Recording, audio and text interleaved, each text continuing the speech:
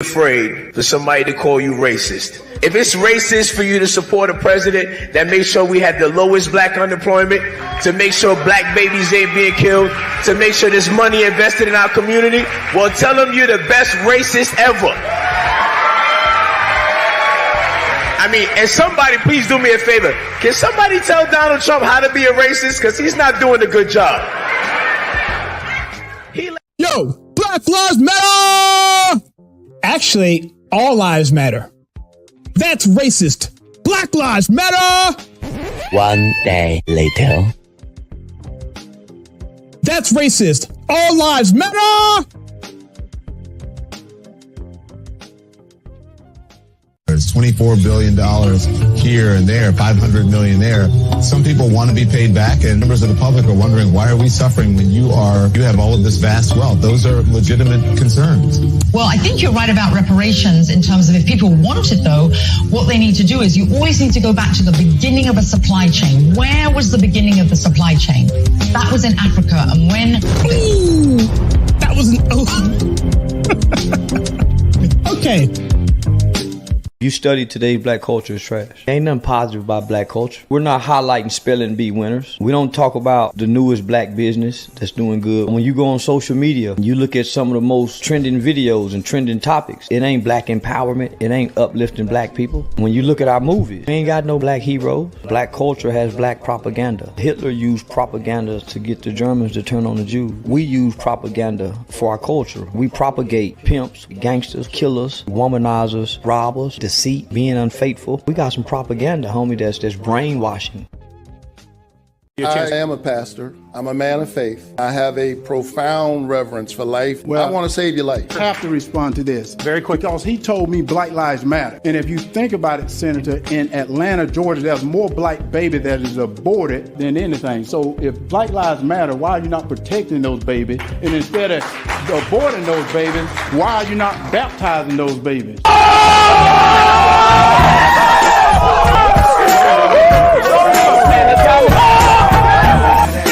The Woman King is a modern-day version of D.W. Griffith's The Birth of a Nation. The 1915 silent film was used to promote racism through its false narratives. The Woman King does the same thing. It lies and misappropriates history, leaving the viewer into thinking that the Dahomey tribe eradicated slavery from within their ranks. They did not. Instead, they continued on with impunity. Yet, people still make excuses. Some people refuse to put any blame whatsoever on Africa for their huge part in the slave trade. Now, why is that? Black Lives Matter! Oh, did you see the new Candace Owens film on BLM? Nah, man, you a sellout. Oh, you mean BLM raising nearly $80 million, but almost zero money going to the black community? Building several lavish multi-million-dollar properties in affluent all-white neighborhoods and investing $13 million in Wall Street? You mean that kind of a sellout? Oh, man, Black Lives Matter! Despite Roots' claim that during the heyday of the massive slave trade from West Africa to America, a white man was more likely to develop malaria in Africa than catch slaves. The average life expectancy of a white male in sub-Saharan Africa's interior at the time was less than a year. Men from Europe or the Western Hemisphere arrived on Africa's coast, bought slaves, and fled as quickly as they could. For the slave trade to be possible, they needed massive help from Africans. Because we do not want to be numbers, we will defend the value of the human being. Every single human being, because each of us has a unique genetic code that is unrepeatable. And like it or not, that is sacred. We will defend it. We will defend God, country, and family. For those things that disgust people so much, we will do it to defend our freedom. Because we will never be slaves and simple consumers at the mercy of financial speculators. Well, I think it's time we ask ourselves if we still know the freedoms that were intended for us by the founding fathers. Not too long ago, two friends of mine were talking to a Cuban refugee, a businessman who had escaped from Castro. And in the midst of his story, one of my friends turned to the other and said, "We don't know how lucky we are." And the Cuban stopped and said, "How lucky you are. I had some place to escape to." And in that sentence, he told us the entire story. If we lose freedom here, there's no place to escape to. This is the last stand on earth. This is what Reagan later meant by "we are a shining city on a hill."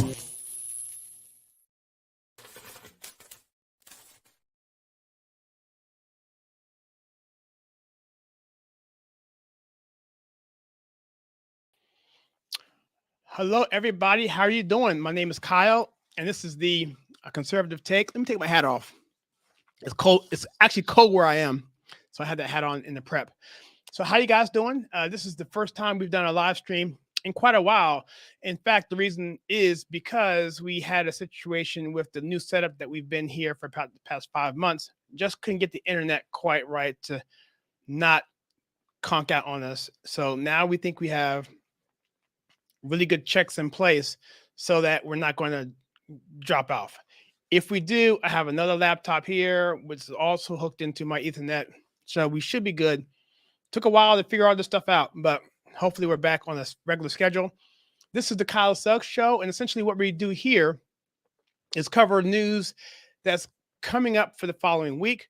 Also recapping what we've done on the channel in terms of shorts and other things that may have been applicable to the same thing we're talking about today. Also, we're launching a new marketing campaign called Destroying the Woke Narrative. You'll see that kick off at the beginning of next year. Working hard on this. It should be a whole new rebranding. And the content we're going to be doing is way more consistent. We'll have a schedule on the shorts that we're doing. They're coming out at least 10 a week. And of course, we're going to do at least 3 live streams a month. Well, we're going to do at least 2 weekly shows. And we're going to do 1 monthly show. So that's technically 3, but they won't be weekly. So anyway, I'm pretty excited. And so if you guys want to comment, this is going to be about an hour-long show. So any comments you have, it's just me. There's no producer right now. So if you want to leave a comment or a note for me, put it into the bottom here, and I will respond in kind at the end of the program. If you want to be private, just mention that. I won't say it on air. And so I just want to say really quickly, though, because there were several people who have been giving us super thanks on various videos. That's a new feature on YouTube that I hadn't known much about until I saw some notifications and realized, wow, these people are sending us thanks in a monetary way, and I'm not responding to it. So I'm going to do a specific answer and thank you to each of those over the next few shows. There's several, so I'll bring them in. That way they'll get the proper attention. So thank you so much for doing that. And if you don't know what super thanks is, just so you guys know, on any particular video, you can go out there and actually contribute to that video just saying thank you. Of course, you can do the same thing here in the chat, but that's only during a limited time. So anyway, so what we're going to do today is we're going to talk about what happened essentially several things. But the first thing we're going to bring up is Derek Chauvin, the convicted, I want to phrase this the right way. Well, let's just show you exactly what we have here in terms of what Breitbart is reporting. I think they did a good job. Former police officer Derek Chauvin convicted in George Floyd murder, even though it really wasn't a murder. There's a video on our channel from a few weeks back where Tucker Carlson had an interview on there, which definitively said, based on the autopsy reports and other things as well, that he was not murdered. Go check out that video. We'll leave a link in the description after this live stream on that, or you can just go now and look at it. So he, Derek Chauvin, it is, was actually stabbed by a fellow prisoner. And so I want to go over this because this news here, I haven't even prepped. I got up this morning and saw this. So let's go over this real quickly. It says here that ex-Minneapolis policeman Derek Chauvin, who was convicted for murdering George Floyd in May of 2020, was reportedly stabbed Friday by a fellow prisoner in Arizona. It says here, the attack happened at the Federal Correction Institution in Tucson, a medium security prison that has been plagued by security lapses, shocking, and staffing shortages, shocking. The person was not, it's not funny, but I'm just saying, it's ridiculous how all this stuff is. The person who was not authorized to, I guess that's a publicly discuss details of the attack and spoke to the Associated Press on the condition of anonymity. The Bureau of Prisons confirmed that an incarcerated person was assaulted at FCI Tucson at around 12:30 p.m. local time Friday. In the statement, the agency said, responding employees contained the incident and performed, quote, life-saving measures, unquote, before the inmate who did not name was taken to a hospital for further treatment and evaluation. So, this whole thing with George Floyd really irritates me. I mean, we don't have to get into any of the minutia of it, but just the fact that this guy lived the life that he lived, and the fact that he was doing the things that he was doing, I'll put it that way, and he died. And based on the autopsy report, again, mentioned that in that video we did with Tucker Carlson, it kind of went viral on Twitter. He wasn't murdered. He wasn't, and we pretty much knew that. At least I did. I didn't fall for that narrative from the beginning. The whole thing obviously is tragic, but it wasn't a murder. I'll leave it at that. But what did happen is a narrative that came out of that. What did happen was the Marxists of this country, the BLMs, the Antifas, took total advantage of it, created this narrative, and of course, push. And we see the ramifications of that. We see how the country was destroyed. We see how families were ripped apart, churches ripped apart, collectivism at its worst. We saw, and it was something that I had never seen in my lifetime. I was born in the 70s, and I was really aware of what happened in 68, for example. I wasn't alive in 68, but we saw the footage. We saw what happened in 68, and I can't say because I wasn't there, but it appears to be of that level or worse. In fact, I think it's worse because in 68, they weren't tearing down the foundations of this country. They weren't going into museums or monuments or public squares and ripping down statues of people who helped to create the country that we live in. That same country, those same freedoms that these people are enjoying, but yet they don't see that. Okay. Anyway, so yeah, this was a horrible thing. And personally, I think the whole thing needs to be retried. Personally, that's what I think, and I think it needs to be reevaluated in a way based on new evidence and away from everything else. But of course, we know that can't happen because once narratives are in place, they have to stay, and by all means, they must stay. And we saw what happened with the attacks that came with people who said anything contrary to that, especially in the very beginning. You couldn't stay on social media if that was the case. If you said, well, I think, well, no, you're canceled, and it is what it is. So let me check some comments here, see what people are talking about here. Yeah, Chauvin is a scapegoat for guilty white people. We actually talked about that quite a bit. Yeah. Hey, Mark. So thanks for coming out here. Hey, so Mark, this whole new schedule, by the way, for you guys know, Mark's been part of the channel for several years now. He's one of my favorite people who comes on and contributors of this channel. He's also a moderator. So yeah, so this is going to be a weekly thing. We think, Mark, that we're going to do this, and we're going to be putting out a schedule soon that people can kind of know and expect, because otherwise people won't know when you're on, and it becomes an issue. Chauvin's appeal at the least should have been heard. Agreed. And no, George Floyd was not murdered. 100%.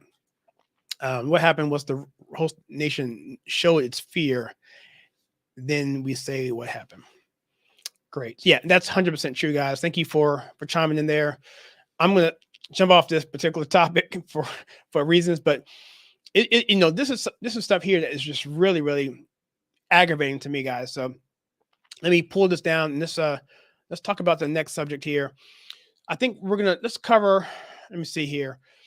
I didn't wish you guys Thanksgiving. I absolutely should have done that. So happy Thanksgiving to everybody. I know it's over, but hope you guys had a wonderful time. Hope you guys weren't, totally, comified afterward.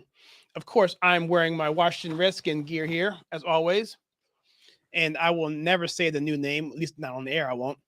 And so, of course, the team that's formerly known as the Washington Redskins was absolutely dismantled by the Cowboys, which I really don't even care anymore, because the whole NFL to me is just a woke garbage mess. But traditionally speaking, and internally, and just from who I am, I still enjoy the days of old when the Redskins and Cowboys, especially played on Christmas. I'm sorry, on Thanksgiving. So what I'm going to do here, I'm going to bring up something related to that, which I think is pretty hilarious. Is Kamala Harris? Interestingly enough, this woman was, I believe, she was doing a live stream or showed a picture of something of that nature, where she was actually using a gas stove. So let's take a look at that. So here we have Miss Kamala Harris, the most intelligent vice president in the history of America. Way more intelligent than John Adams, way more intelligent than, Thomas Jefferson, just the most brilliant vice president this country has ever seen. So she flaunts her gas stove as Democrats contemplate total bans. So just to give some context here, I'm sure they'll say it here in the article, but essentially Joe Biden had said at some point, I think twice at least, that he was going to crack down on gas stoves. And of course, that's, gas stoves are like the worst thing ever. If you have a gas stove, then you basically are just an anti-American, MAGA, energy guzzling, anti-climate change, that kind of person. So anyway, Vice President Kamala Harris generated outrage and ridicule for posting an ex-Twitter photo with her husband featuring what appears to be a gas stove, as the Biden administration and Democrats across the nation seek to ban the popular appliance. And here we are. There it is. And, by the way, guys, gas stoves are awesome. If you go to the Food Network, you don't see them cooking on electric stoves. Personally, I have an electric stove. I hate it. I want to replace it and get rid of it. Gas stoves are awesome. You can control the temperature better. It's just way better for culinary style. From a culinary side of it, you can cook more evenly. The whole nine is great. But anyway, so that's what it is. I mean, I'm not have much more to say on this. And here we have some people on Twitter. Let me see here. This is Harris. She says, "From our family to yours, happy Thanksgiving." I'm actually surprised she said Thanksgiving, actually. Representative Mike Collins. Is that a gas stove with the little emoji there? It's kind of cool. Some ex-users pointed out the resemblance of Harris' post to an Instagram live in 2018 by Senator Elizabeth Warren of Massachusetts, in which she awkwardly thanked her husband for being in their kitchen. She said, quote, "Thank you for being here," unquote. Warren robotically told her husband, who presumably shares a home and kitchen with her, quote, "I'm glad you're here," unquote. When originally posted, President Trump joined in ridiculing Warren's post, tweeting, quote, "Best line in the Elizabeth Warren beer catastrophe is to her husband, thank you for being here. I'm glad you're here. It's their house. He's supposed to be there." Yeah. Well, with these liberals, these leftists, these commies, these Marxists, they don't have that sort of paradigm when it comes to family life. One thing we talked about in our private, if you're a member of this channel, which by the way, I recommend you join, we have a bunch of stuff going back through history. We have a course called Biblical Citizenship in Modern America, where we actually talk about these things. And part of these things we talk about in this, by the way, it's sponsored by Patriot Academy and Wall Builders, David Barton, those guys. But in there, we talk about a man's home is his castle.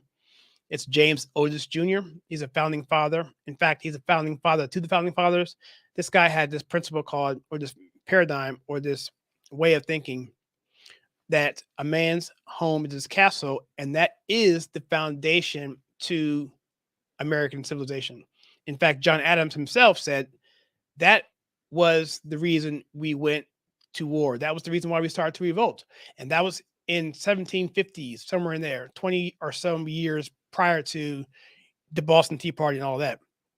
My point is that it's the principle, not just a man though. If you're a single homeowner, if you're a woman, that's not the point. The point is that the house is the home, is the center part, and you own and you operate and you have the right to defend to the death that property. And that's where things start. If you can't defend your home and your property, then you can't have a free society. So that's where it all starts from. And it ties into her even mentioning, this is Elizabeth Warren, about, I'm glad you're here. To me, it goes back to the fact that they don't really even acknowledge that principle. So anyway, I kind of got off on there, but I think that's something that we need to consider.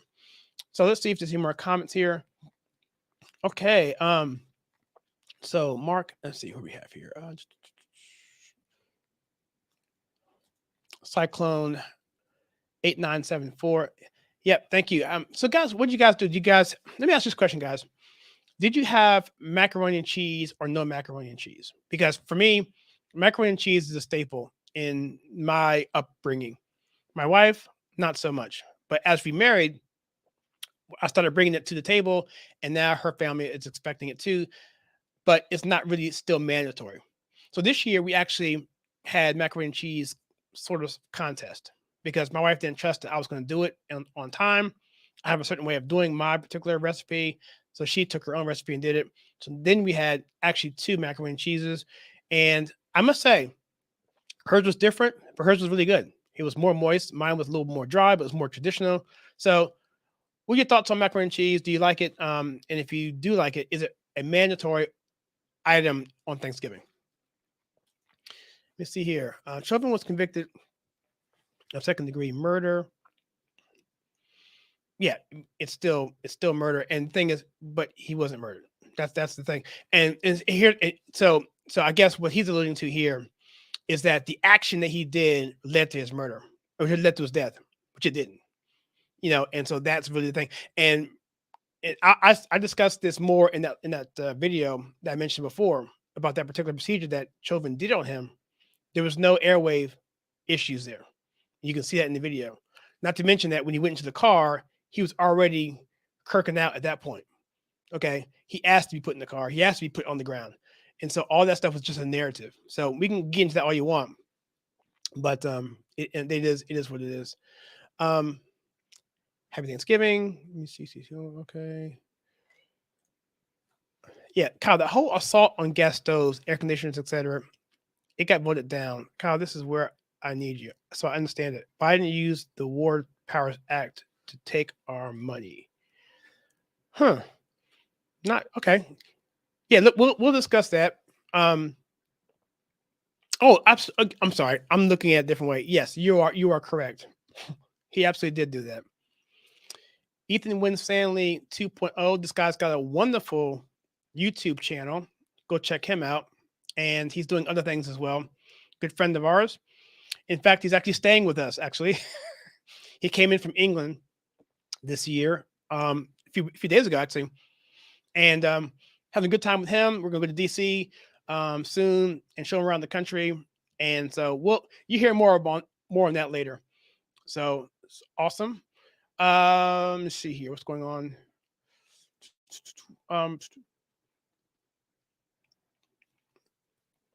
Oh, okay, cool. We have a little bit of a troll here. Awesome. He said, come on, man. Do you people believe who vote Democrat don't have a family life? Okay. Well, first of all, that question has a built-in assumption. So you tell me where someone said that and we'll address that. If you want to address anything we actually said, we can talk about that. What I said is what I said. Lasagna, stuffing, macaroni and cheese, love it. Oh, but it's not this time. I would say. It's amazing. Absolutely believe macaroni and cheese is mandatory at any time. I totally believe that as well. Let's see. And I would disagree with that 100%, especially consider that particular technique was an authorized technique in the Minnesota Police Department. If you're authorized to do it, and he was. Let's see. Ruby's agreed. Anytime it's a great time for macaroni and cheese. Absolutely there.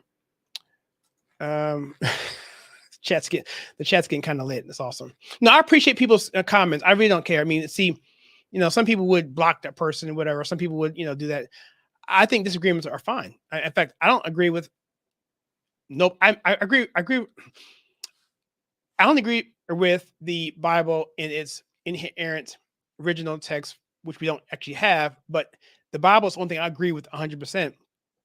And I caveat that only because there's various translations and errors and stuff in terms of those translations. The original Bible doesn't have any errors, but I put it in that particular framework. So, but people have their own opinions, their own experiences, things are anecdotal, and things can be misconstrued easily. And narratives can be easily put out there and mislead you because people are emotional, and sometimes we get irrational when we become emotional. So I think the important thing that the founding fathers knew, who basically, by the way, didn't agree at all with each other for the most part, other than the core fundamental notion of individual liberties given by God. That was pretty much paramount. But they were able to talk and discuss and compromise to bring what we have. And if we stop doing that, we're going to have echo chambers. Those echo chambers are going to become dangerous because we're going to think the people outside of those chambers are our enemies and need to be, dealt with. So I do appreciate and encourage discussion as long as it's respectful. And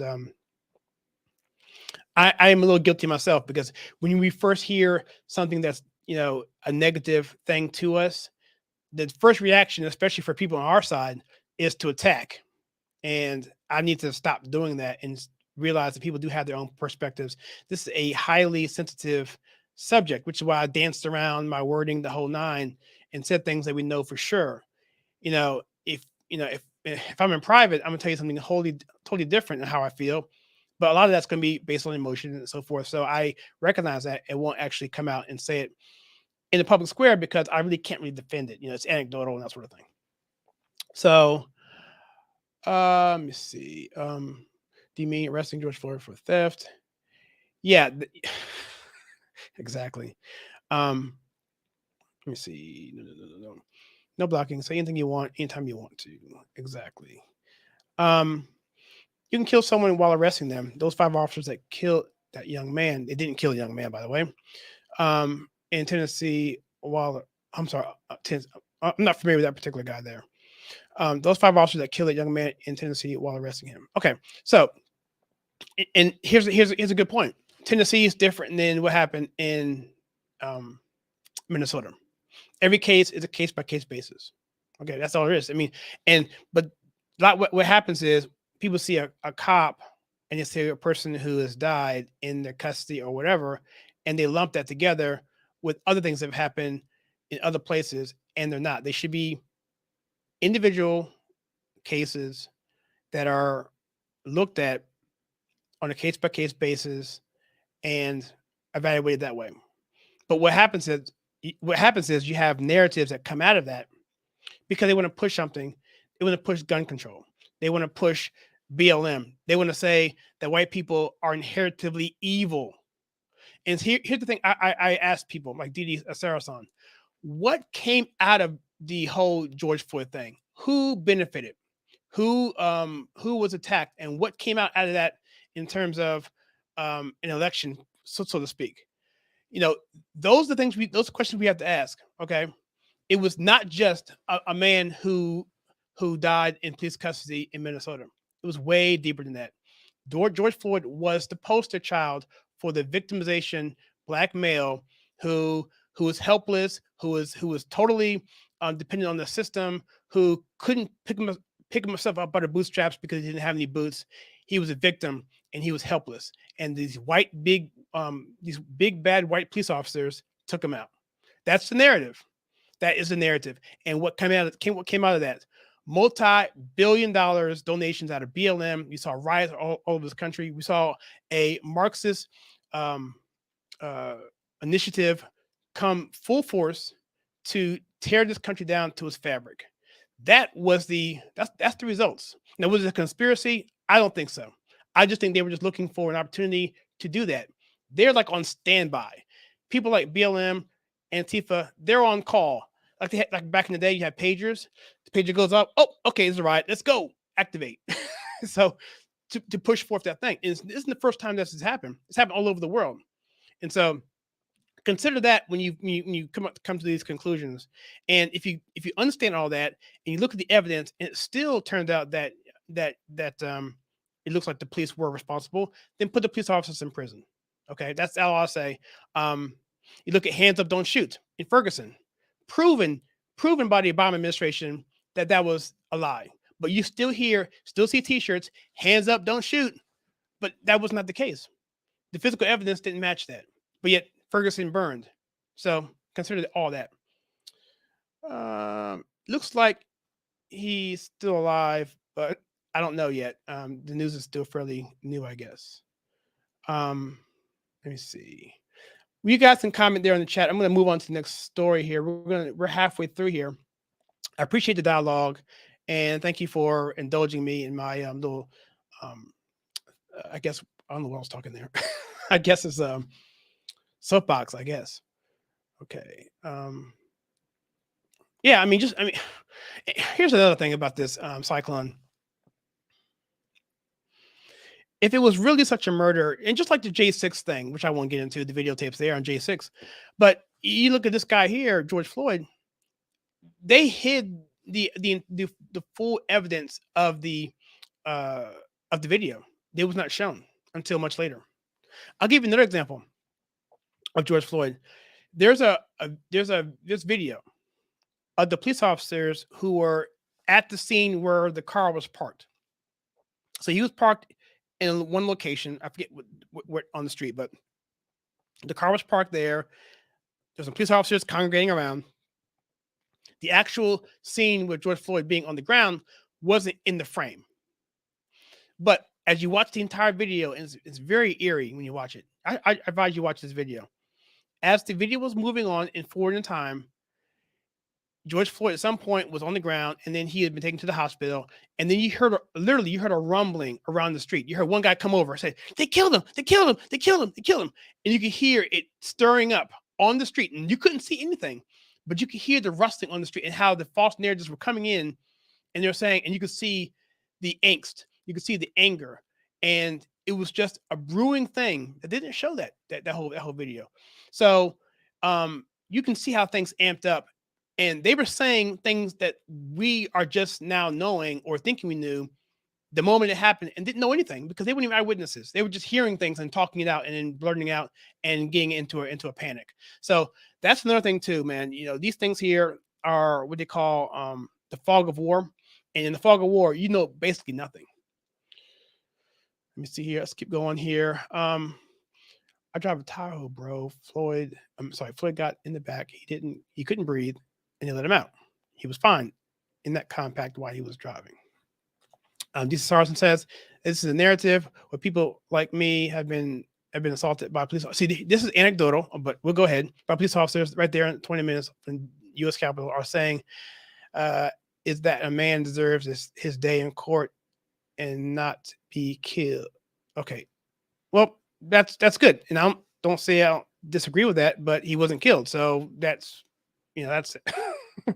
that's the I mean, if you want to disagree with the autopsy report, if you think that the autopsy report was faked, then that's actually a better argument. So take the argument that the autopsy report was faked and it's a deep cover conspiracy to hide that information and to invalidate it.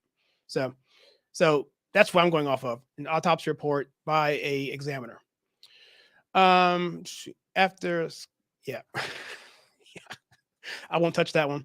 Man, all police office departments have internal affairs. Those are the experts. Internal affairs. Okay. Okay. No corruption can happen in internal affairs.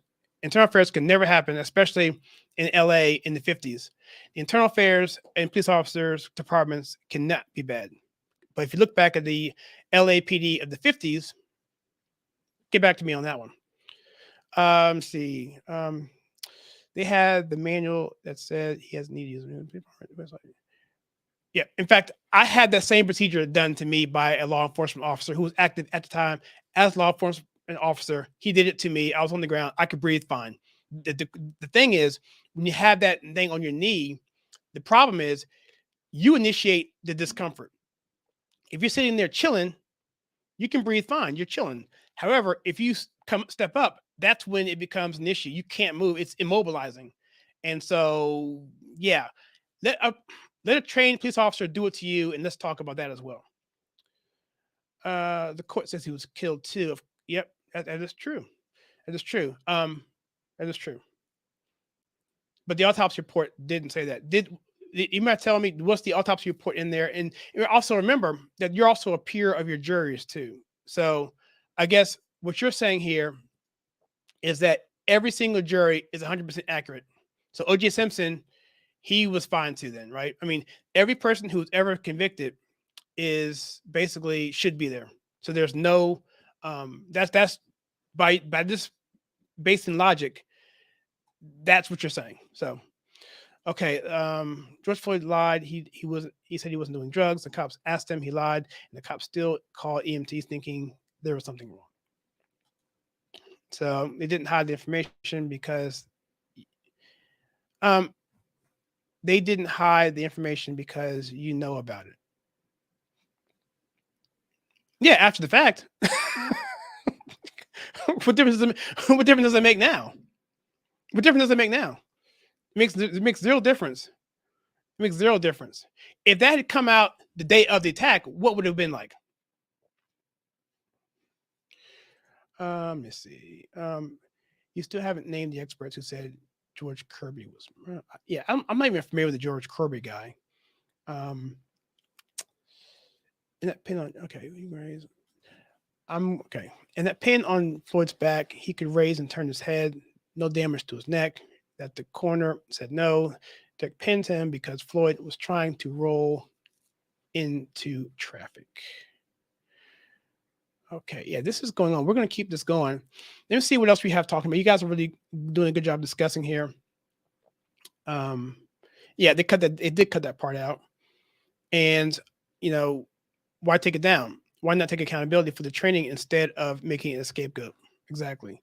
Because the narrative had to fit. I mean, again, who benefited from that incident? How much money did BLM get? And how many people, how much money did BLM get? And I could really get into some conspiratorial types of things here, but I'm not going to do that. But if we just look at BLM as in of itself, and we look at the narrative that, the police is bad and that Black people are a group of people who need to be, held angry all of the time, and particularly in an election year, because remember, this was also an election year, and you often see in election years big events in the Black community that pretty much bring them up to the point where they need to vote for Democrats because they were told that the Republicans are racist and Republicans back police officers. So therefore, those people are the racists because they identify with the cops. And if you also remember, Trump was doing really, really well with the Black community that year. He had a really, really good relationship with Black men in particular. And the polling for Black men was way up there in terms of, traditionally speaking. Even Black women was at its highest level that had been in 60 years. And so that too went away after the George Floyd situation. So, Trump, well, that's a whole nother thing. The whole election was a whole nother thing. I won't get there. But, and I do appreciate, your sentiment there, Dee, because like I said, this is a very sensitive topic, but at the same time, I would just challenge people to just look a little deeper into that and, understand that. And I think another trial would not be, or at least hearing the appeal would be a thing that would be healthy for people. But the problem is, again, people have to go back on that narrative, and I'm not sure that they're willing to do that because there's too much crow to eat if they do that. He said they didn't take anything down. Says that they did. The manual saying his knee is that way is gone. Like your opinion, in my opinion, don't make a difference. Experts make the decision. Yeah, I mean, it is what it is. So that's our system, and we have to abide by it. But I don't believe that the jury was chosen fairly. any of that. I mean, he was not going to get a fair trial, period. In fact, if you want to go back, I'm not going to compare Derek Chauvin to people in the antebellum in the South. I'm not going to put Derek Chauvin on some sort of pedestal, because from what I understand, he wasn't, I'm not going to do that. He's just a guy, right? But at the same time, the people in the South who were black, who were accused of crimes, of Jim Crow crimes, were put in front of juries, in front of Southern racist Democrat juries. Guess what kind of result happened there? So yes, we have a jury of our peers, but at the same time, it's not a perfect system.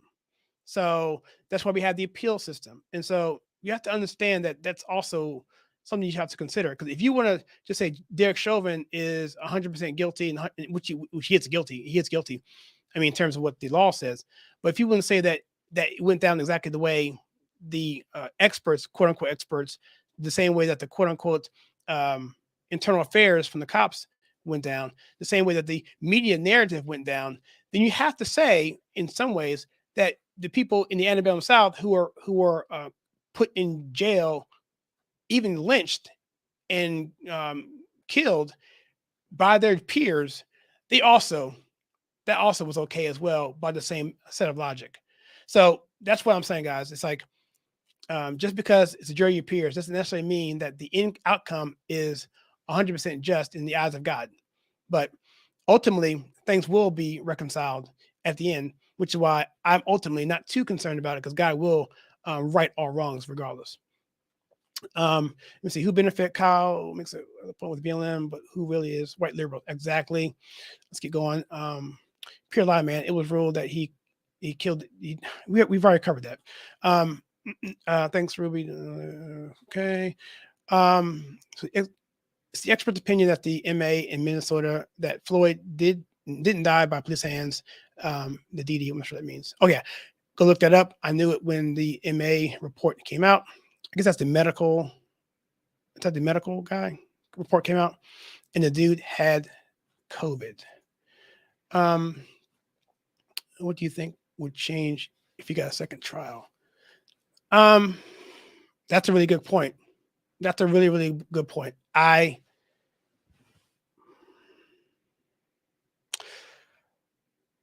Yeah, that's a good question. I have no idea. I have no idea what would happen then. I would probably think if all the evidence was, put this way, I guess I'm an idealist. If all the evidence was presented, okay, and personally, I don't know all the evidence. I just know some things are a little shaky, right? I think it'd be at the minimum a hung jury. At the minimum, a hung jury, and probably an acquittal. So that's what I think would happen if everything was presented in the proper fashion and we had proper jury selection. But I'm not sure you can get a jury that's untainted. So that's why I'm saying it's probably going to be an impossible thing to say. It's really water under the bridge at this point. Unfortunately, it's a stain on our country in many ways. So I don't know. What's your thoughts on that? What do you guys think about? What do you think would happen if there was another trial?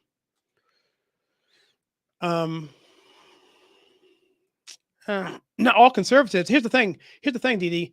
George Floyd, that whole thing split the conservative community up as well. In a similar fashion, the way what happened in Palestine, in Israel this past few weeks, when you had Hamas attack that rave, you had an egregious attack on Israelis, innocent Israelis, but yet now you have the left split on that, right?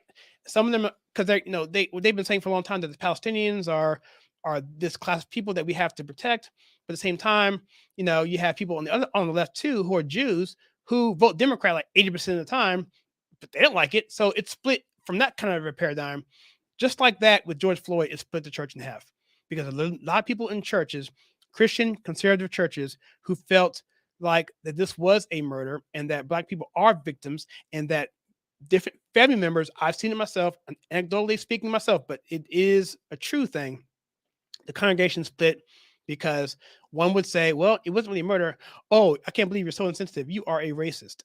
It's like, it happened. So it the sectionalism that happened during the George Floyd and even COVID, for that matter, was something I'd never seen, and I dare say it was probably never as bad as it was since the antebellum prior to the Civil War.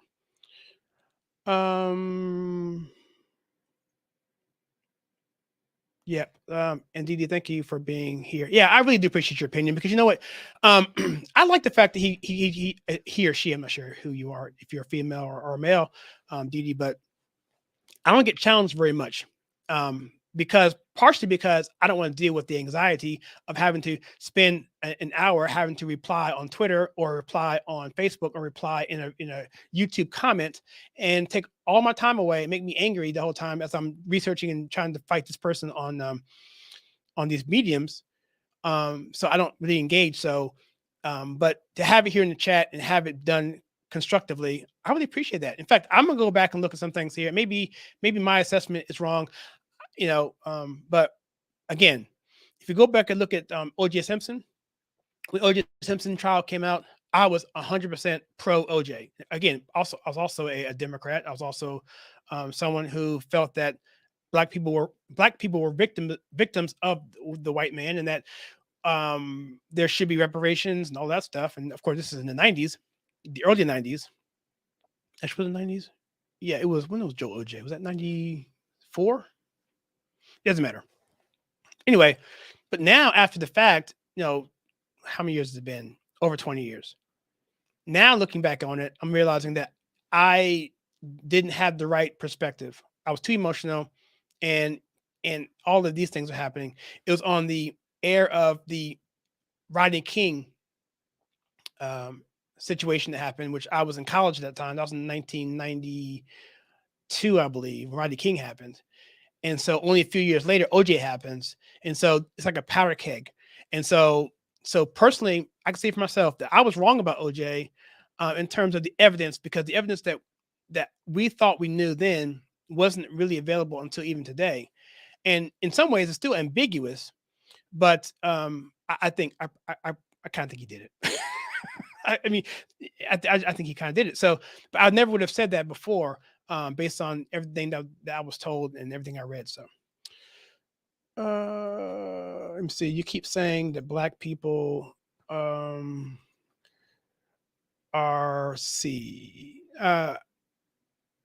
you keep saying black people are. I said I don't know what that is.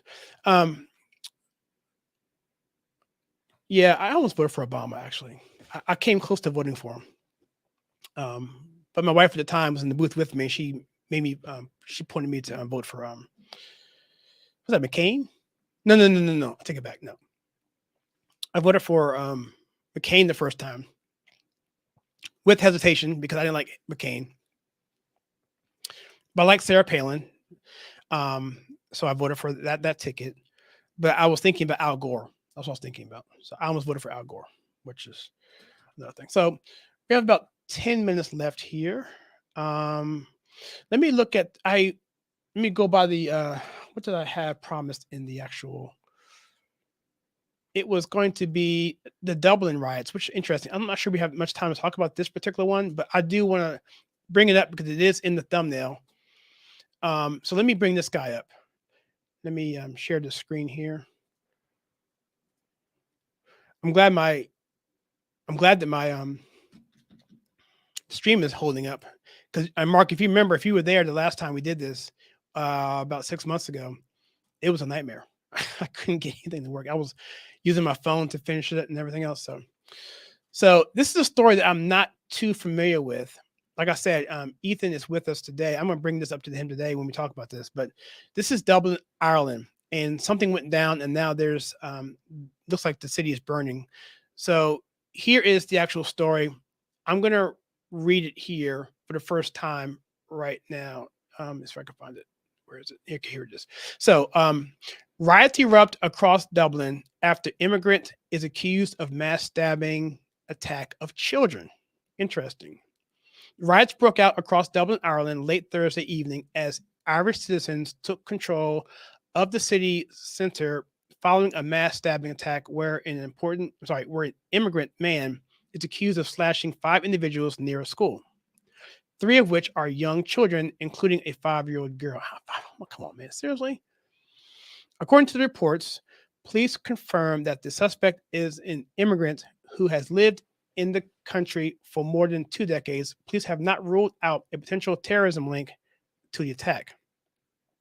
During the attack, the suspect stabbed 5 individuals, 1 woman, 1 man, and 3 young children before multiple local residents attempted to intervene. The suspect is reportedly hospitalized at the Dublin Mater Hospital, where the victims are also being treated for serious injuries. After the word spread of the attack, Irish citizens took to the streets to loot stores, assault police, and set fire to multiple vehicles in Dublin's O'Connell Bridge. Eventually, the rioters took control of the city center. I wonder if I can play this. Let's see here. Probably get this thing demonetized big time. See if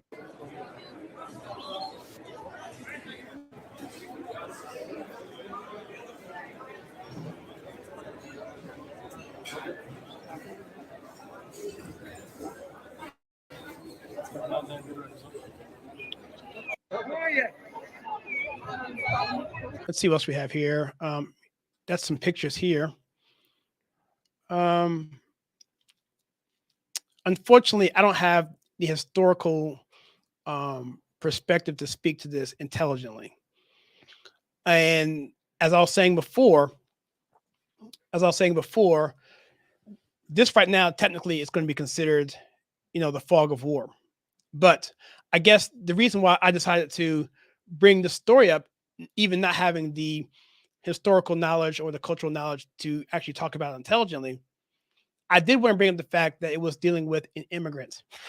That was kind of the point of bringing that up. And also the fact that it was a stabbing attack and not a shooting. And the fact that I want to just bring up the simple fact that the human heart is desperately wicked. The Bible talks about that whether you have a pencil, a knife, a razor blade, box cutters, a gun, if you have evil in your heart and intent towards your fellow mankind, evil intent, then you're going to act on that accordingly based on your heart. And so guns make no difference. I never saw a gun pick itself up, load itself, and fire itself into somebody. It always, that I've seen, was done by another person doing it. So, and then you have the whole aspect of the immigrant, right? So, and the other part of that is going back to James Otis Jr. about a man's home is his castle, the right to defend your own property. But that also means when you have a home, most homes have 4 walls and a roof, at least minimum, right? Why are those walls there? Why is the roof there? It's to protect the people inside the house. Just like and James Otis understood that if you have a home, you have families that live in the home, they can be protected.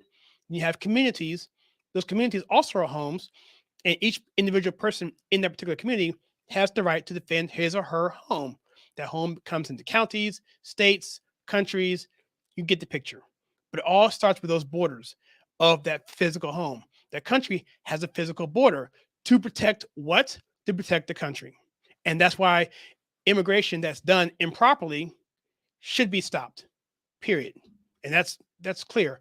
And so, and on the last story I'm going to bring up here really quickly here, I'm going to bring up a story here that is dealing with immigrants, and I believe it's going to be Chicago. Let me stop this here. And we're bringing, I think that's in New York, I believe. I'm pretty sure it's New York. So let me bring this story up here. And this is related to Thanksgiving. This is, New York City. So New York City, let me see if it's coming in. Did it come in? Not yet. Okay, here we go. So New York City housing residents miss out on Thanksgiving dinners after illegal aliens get them all. Let me read that again. This is a good way to close out the segment here. New York housing residents miss out on Thanksgiving dinners after illegal aliens get them all.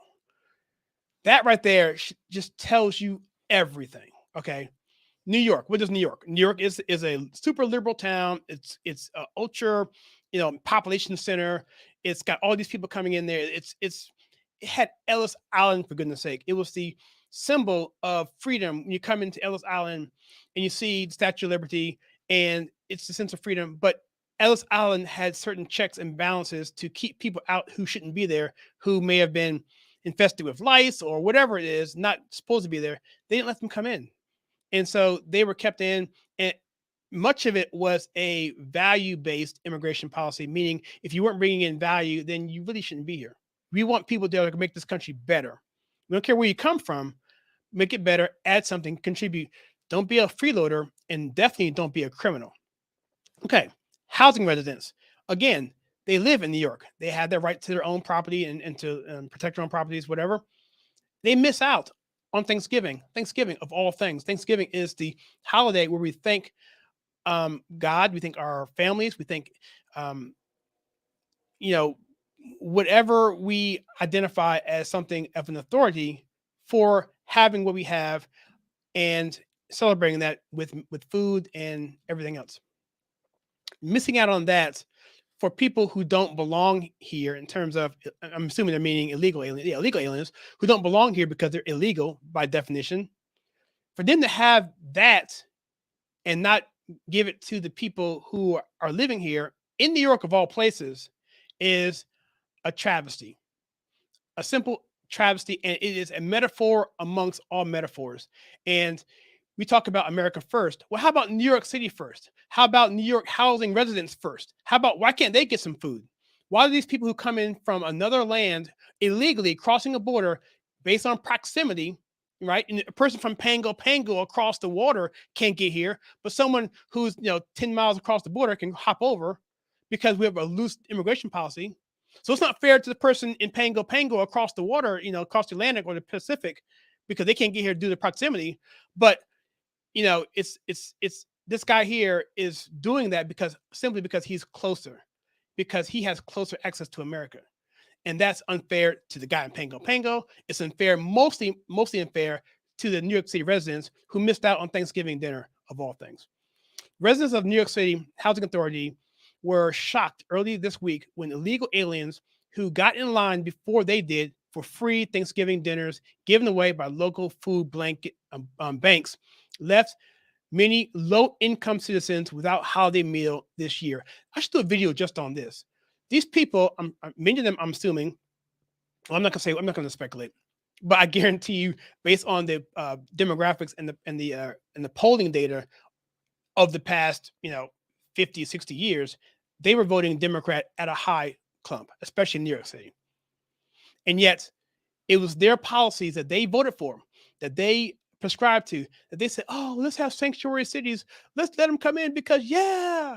And then when they do come in, they realize, oh my goodness, guess what? They don't even connect the dots. They don't even connect the dots because for some reason, there's a disconnect from their voting policies to what actually happens in real life. And I think Thomas Sowell said, and I'm going to paraphrase, if you want things to get fixed, let the people who vote, let the socialists and the liberals and the leftists, whatever, let them live in the same conditions that they voted for. And he said at that point in time, things would change. But of course, they don't do that because those elitists end up moving to other areas because they can, and they bring the same habits, the same immorality in terms of their perception on, let's say, abortion for that matter, or their perception on what it means for the state to have say in your life. The state has more control over your kids than you do. That sort of mentality that comes from a deep Marxist philosophy. When they bring those out, they go to other areas like Tennessee and Austin, Texas, and Florida, and it spreads like a virus. So that's the thing that makes America good, but also makes America challenging, because every state has its own sort of way of dealing with things based on culture and upbringing and that sort of thing. But it's really an experiment. And if your state isn't working a certain way, you can move somewhere else. But the problem is you have to be a moral society. You have to be a moral society in which you value the creator. I'm not saying you have to be a Christian. I'm not saying that. I'm saying, but you have to have a moral base where you respect people, you respect laws, you respect the republic as it was founded. That's the only way you can keep this thing. If people are coming in with different value systems altogether from countries that are dilapidated, why would we bring people from a country that's dilapidated into a country here that's doing well and unchecked and unvetted? See what I'm saying? Because that's all that's going to do is just tear your country down. That's just common sense. So, all right. So we've been going about an hour. I'm going to go through the rest of the comments, and we will end this particular live stream. Thank you guys. Again, this is the Kyle Suggs Show. Thank you so much. Like and subscribe if you like what we're doing. Also, if you want to share with your friends, please do so as well. And much appreciative on that. All right. Let's see.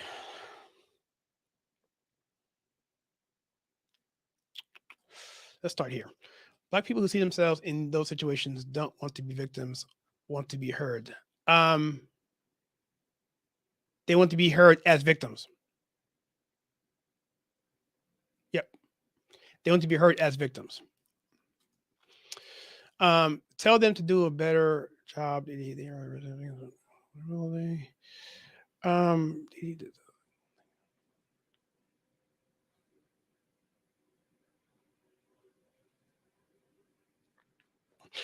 Yeah. Yeah, he committed a crime, and that goes without saying. I mean, he was, I think he was doing was it checks he was doing? He was forging bad checks, and that's why he got was it counterfeit money? I can't, is it checks or was it counterfeit money? I don't know which one when it was, but it was a crime.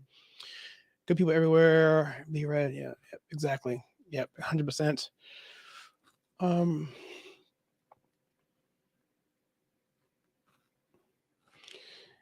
Yeah, the only way you get blocked on here is if you if you do ad hominem attacks and try and flood the chat because people can't speak.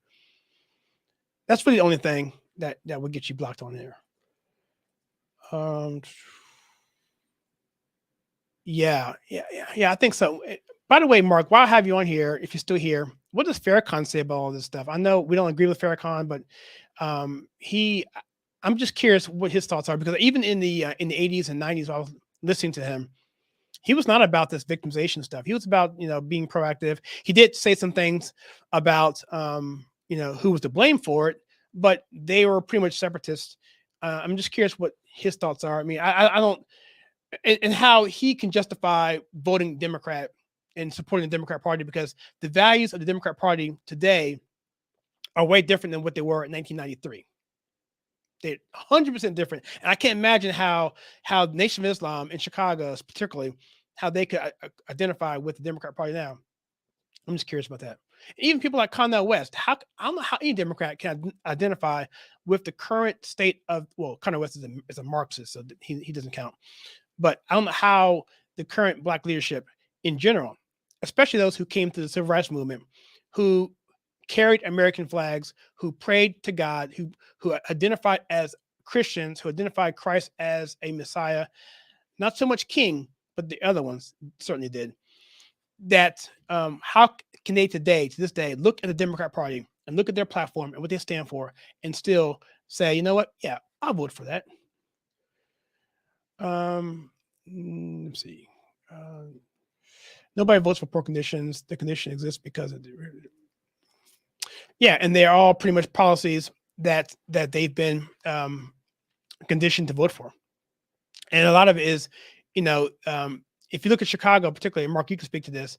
It's a Democrat stronghold, and there are things in place that make it very difficult for someone to freely think. And particularly when it comes to these social programs, they're given to people, and if you fear that you're not going to eat if you don't vote for a Democrat, then you're going to vote for a Democrat because it's a Faustian deal. That's why Republicans started to lose blacks during Truman and during FDR, particularly. It's because of the New Deal. And when that happened, blacks said, you know what? The Democrats are the party of the Ku Klux Klan. The Democrats are the party of poll taxes. The Democrats are the party of mass lynchings. The Democrat is the party of segregation. They are the party of all of these bad things, Jim Crow and all that. So why would I vote for them? Well, I have to eat. And this guy here in the wheelchair is telling me that he'll have a program so that my family won't starve. So guess what? I'm going to vote for the Democrat. That's how it started, because the need of the bread superseded the disdain it was to vote for a party built on racism. And then after the children had children and children and children had children, 3 generations, 4 generations later, no one remembers any of that. No one cares, because they're a generation of dependency on the state. It's about dependency on the state. And Karl Marx split the world and people into 2 categories: the have and the have-nots, essentially, the oppressors and the victims, essentially. And that was Karl Marx's picture. And if you identify everything within the Democrat Party in that paradigm, everything starts to make sense, because it's about control, it's about power, it's about money.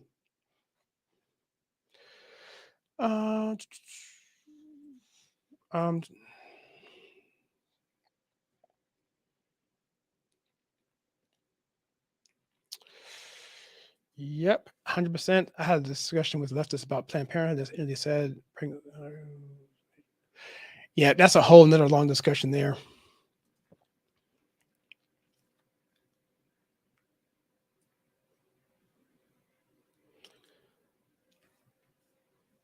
Then what do they vote?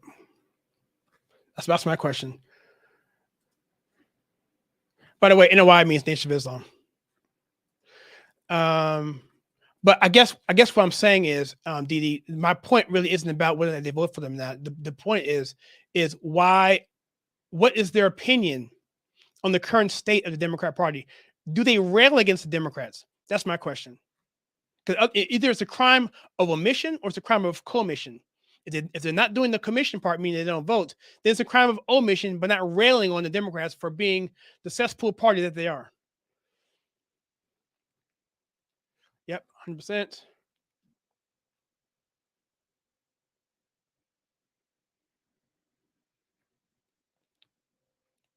It's a good perspective there.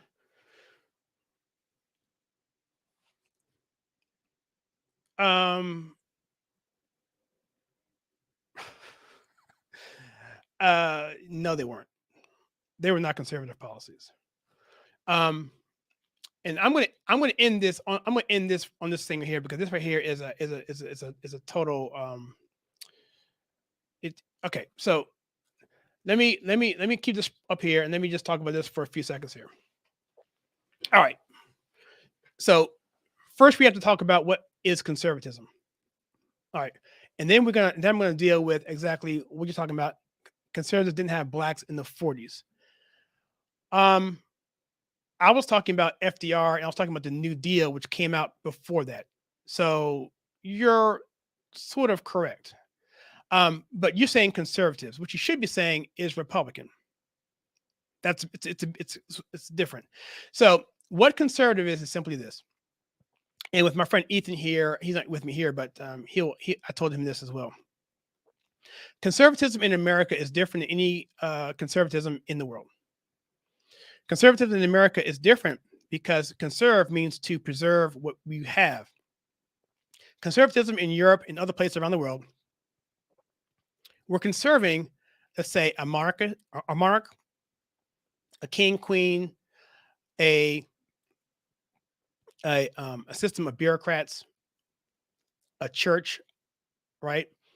And those entities were entities in which they had control over the people, and it was their right to rule, as King James would say, that allowed them to rule and govern. The individual rights didn't matter as much. It wasn't until we had, let's say, the Magna Carta before people even begin to think that people had individual rights at all. Okay, so that's the rest of the world. Fast forward a little bit much further, actually, into let's say the Pilgrims. Let's go back to King James. I mentioned him before. When the Bible was written and translated into English, at that point in time, people could read for themselves in a language that they understood, and they realized that the Bible was talking about the Bible being the authority, not the church, not the Pope, not the bureaucrats, not the bourgeoisie, whatever. And therefore, they began to realize that through faith alone, we can be saved and we can have a relationship with God. Certain groups, like the Puritans or the separatists. These people took it 100%. So they revolted. Well, actually what happened was they started to read the Bible, and then they were basically attacked because King James made a deal with the church at the time to essentially say, okay, they're reading the Bible. We don't like that because now I'm not have much authority. But hey, church, you do realize that if they read the Bible, then it's going to be a problem for you too, because you're going to lose a lot of power and influence yourself. So the two of them combined, making it a crime that if a person read the Bible, then that was a crime against the church. And because the church was tied in with the state, it became an act of treason. Therefore, King James could go after those people, the separatists, and they went into hiding. They went into a place called, I forget the name of it. They went underground for a while. Then they fled to Holland after a miraculous, that was an incredible story. They tried the first time, it stopped, they got arrested, and then tried again. They went to Holland without the women and children initially. They end up linking up with them, stayed in Holland for many, many years. We're going to come back to England to say, and liberate their friends, but it was too dangerous. So instead, they went to America, took those principles from there. And what are those principles? Those principles are that individual rights come from God, they don't come from man, and that we can govern ourselves through biblical principles if we're faithful and we do that. The Mayflower Compact, while they were on the Mayflower coming over, was part of that. It was a situation, it's the first time that I know of, where people came together to govern themselves and give each other individual power, because they're likely to keep it because they have something in on it. So those values came to America, and that was brand new, and that's the point. That's unique to America. So conservative principles in America are tied to individual rights given to us by God that are held together by him. And therefore, we can have the right to life, liberty, and the pursuit of happiness. Okay. That is the conservative principle when it comes to America. Conservatism elsewhere is conserving the king, the queen, the bureaucracy, whatever, because that's what they are trying to preserve.